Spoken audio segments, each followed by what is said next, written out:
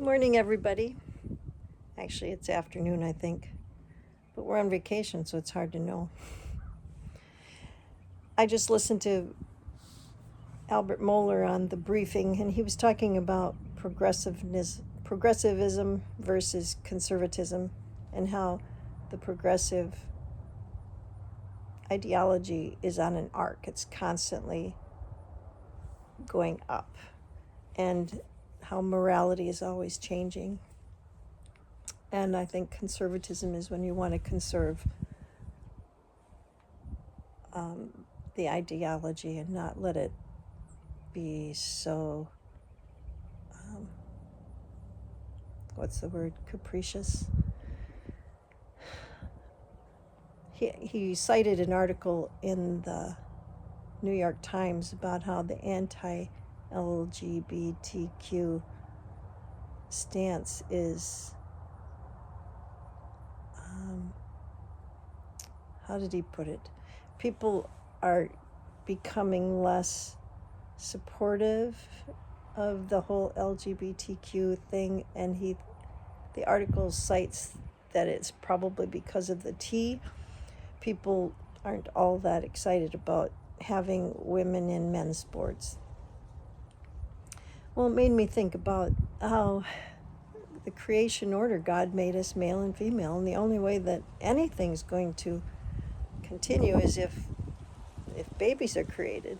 Of course, he didn't mention this, but there's so many same-sex couples who are adopting children.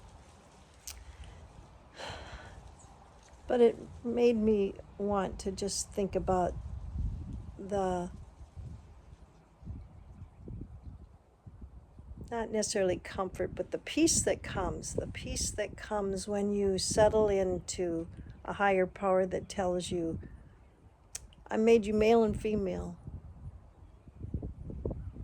and that male and female have such wonderful roles to play.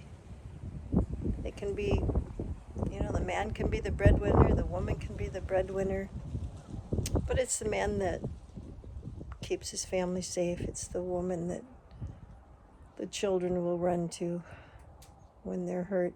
Not always, but we are different, male and female.